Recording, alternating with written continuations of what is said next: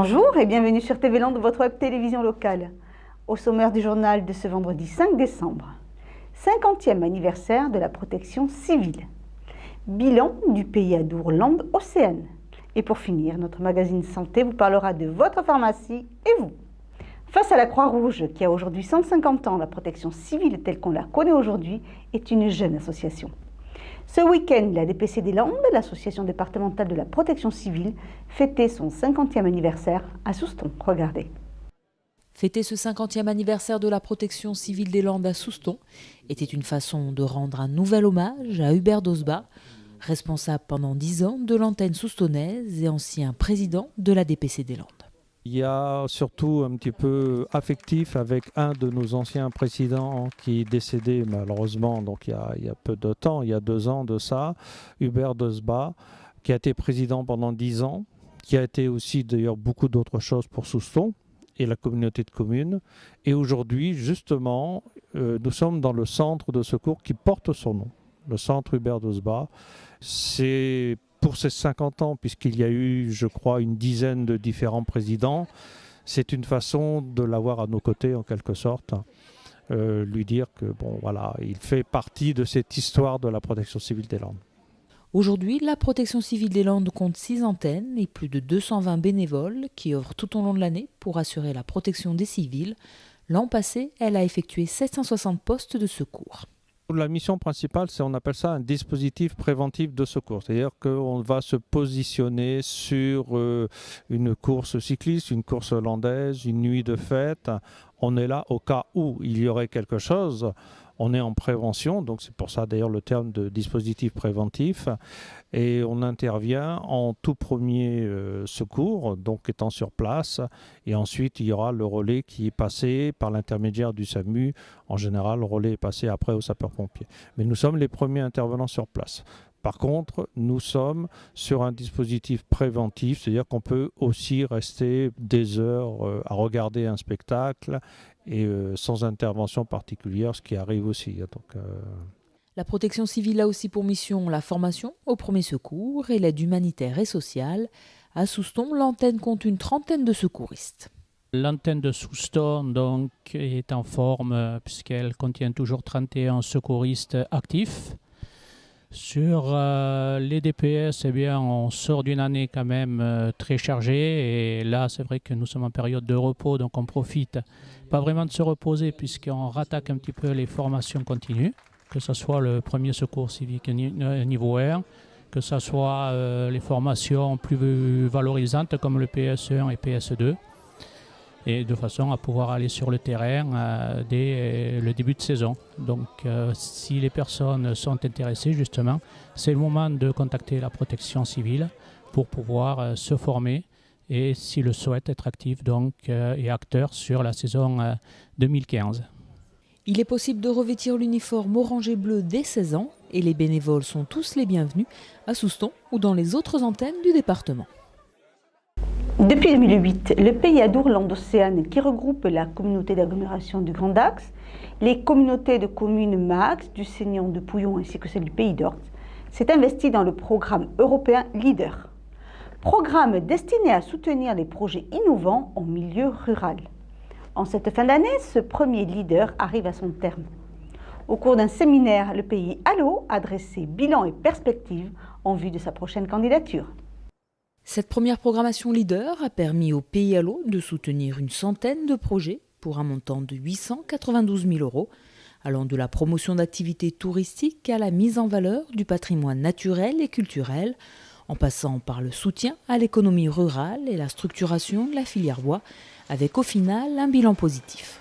Tous les acteurs qui ont contribué à mettre en place ce premier programme ont tous effectivement jugé qu'il y avait eu de très bons résultats qui avaient été faits. Je pense comme exemple, par exemple, permettre la construction d'une petite épicerie dans une petite commune comme Biarrotte.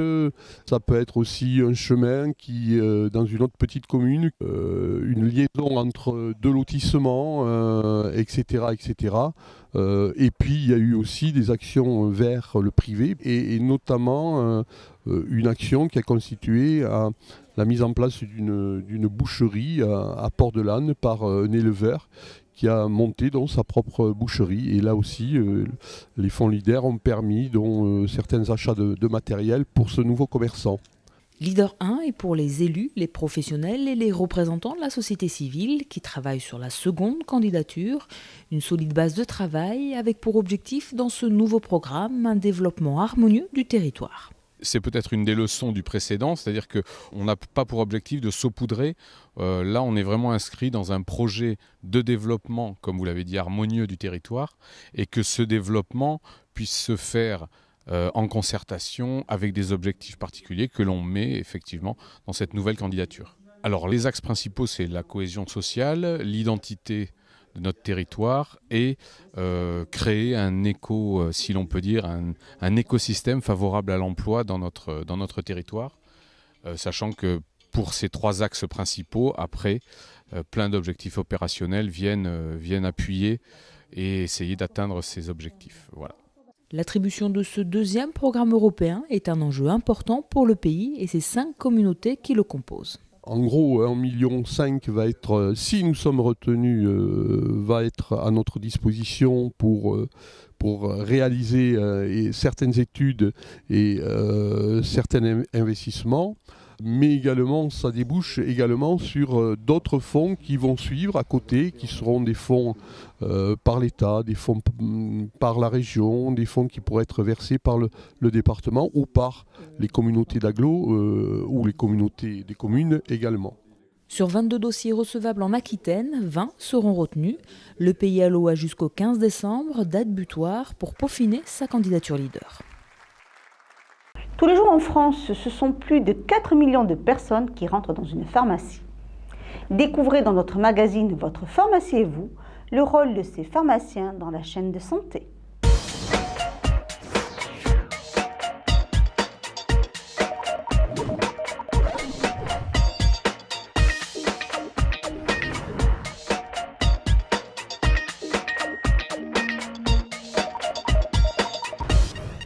4 millions, c'est le nombre de personnes qui chaque jour franchissent les portes d'une officine en France.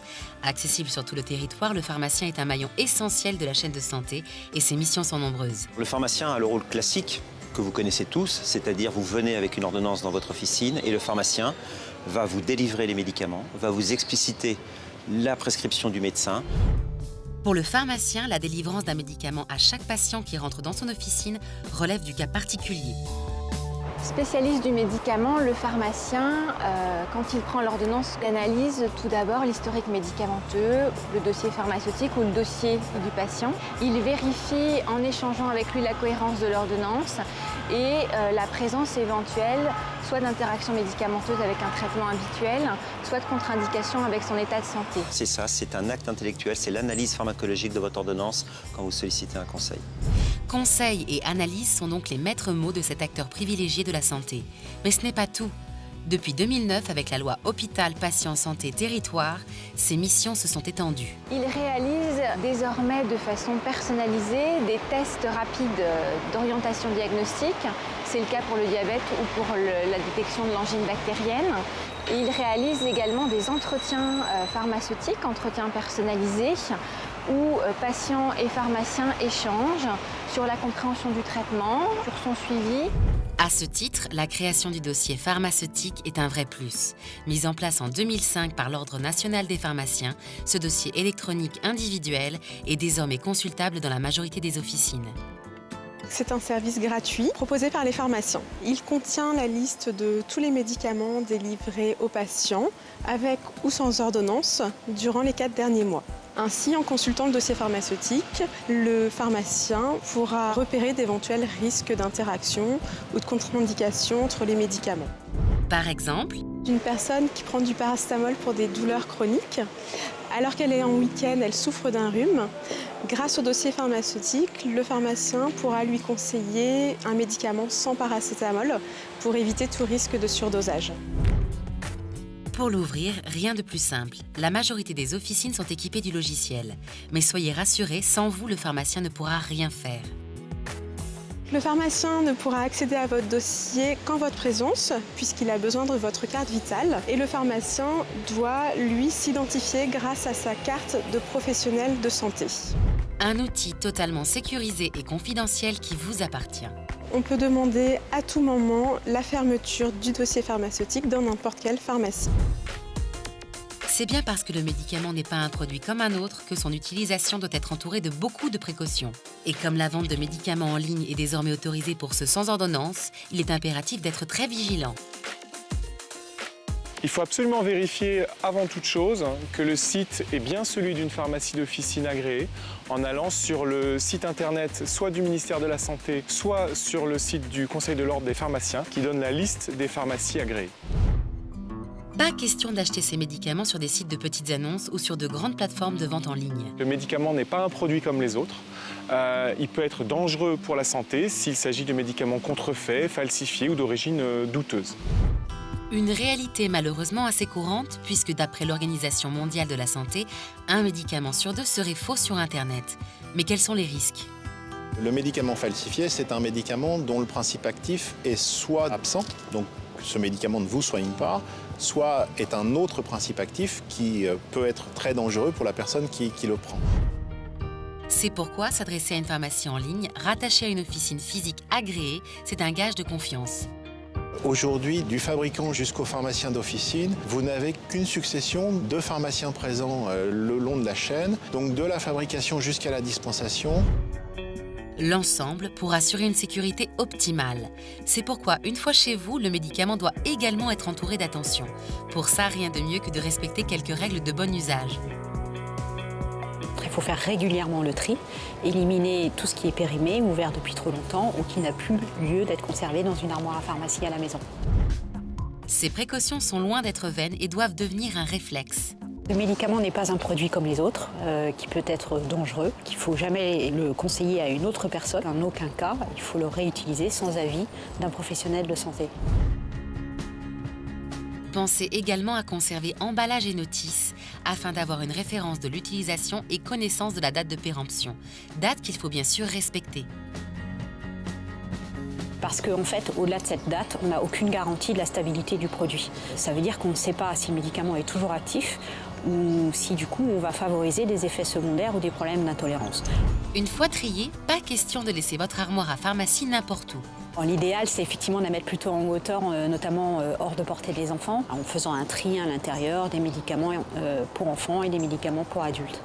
Médicaments périmés ou non utilisés mis de côté, il ne vous reste plus qu'à les rapporter chez votre pharmacien qui se chargera de les remettre aux organismes de collecte appropriés. Cyclamède pour les médicaments et Dastri pour les piquants, ces derniers ne devant jamais être mélangés.